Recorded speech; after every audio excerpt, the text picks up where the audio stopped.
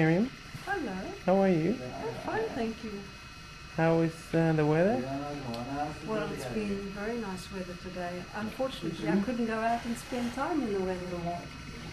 You like the view you got here?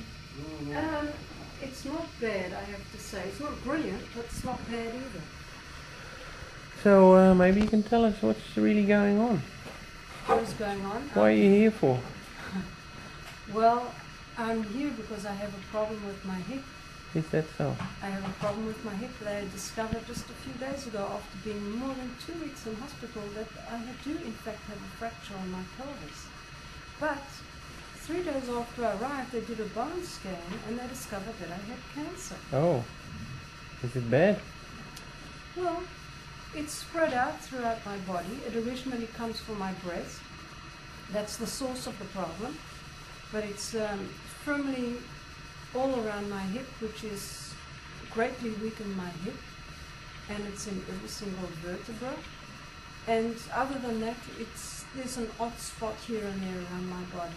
Yeah. But I have to say I have no pain aside from the fracture in my hip, and I'm not convinced that it comes from the cancer, but as I said, rather from the fracture. Are they going to do anything about the fracture?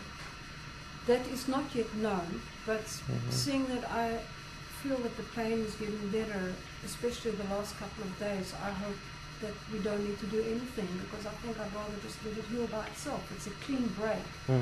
So why bother? Where about is it in your pelvis? In my pelvis, they say. Yes. Which I think is probably just above the hip somewhere. Okay, alright. So how do you feel about all this? I mean, how do you stand in it? The fact that you're all of a sudden in the hospital?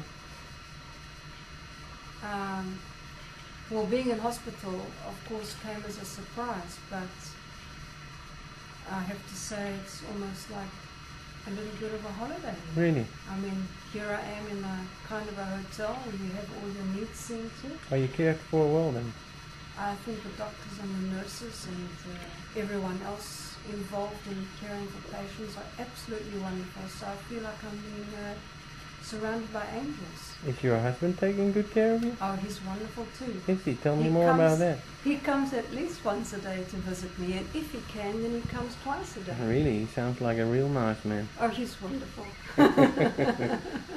Alright, so, but how do you stand in all this with the Lord? I mean, are you angry with him? Do you blame him? How is that? No, I have no blame for the Lord. I praise God. Really? First of all, it says in the Bible, I don't recall the exact book or verse, but it says we are called not just to believe in him, but to suffer for his sake. And perhaps many years ago, when I was a less mature believer, I would have thought that to suffer for the Lord would mean that you have to be persecuted. But at this stage of my life, I think that to suffer for the Lord means you can be in any kind of circumstances. And the way you handle it with the Lord, then you are suffering for the Lord. And we are called not just to believe in him, but to suffer for his sake. So I consider this a great honor to suffer for the sake of my Lord. And it says, well, he works all things together for good for those who love him and who are called according to his purpose. And we can see his hand in this and how he's working it for good in my family, in the lives of other believers, how he's bringing everyone around and making contacts and all kinds of things. I can only see it in a positive way. I can't see it in any negative way at all. I praise God that he has called me to glorify his name. So what are the doctors really saying about the state of your ill health and time-wise and healing-wise and so on? The doctors have not said very much because they're waiting until they receive every single result of every examination, and then they will look at it as a whole. And only then will they sit down and start figuring out a plan of how they're going to handle it. At this stage, all they've given us is a little hint here and a little hint there. Their thought is, of course, to do radiation, which is the treatment for bone cancer, and it doesn't kill cancer, but it makes the cells smaller and it makes the bone stronger. And they would want to do that on my hip in order to make the bone stronger. And possibly also do it on my spine to prevent it from going to the nerves.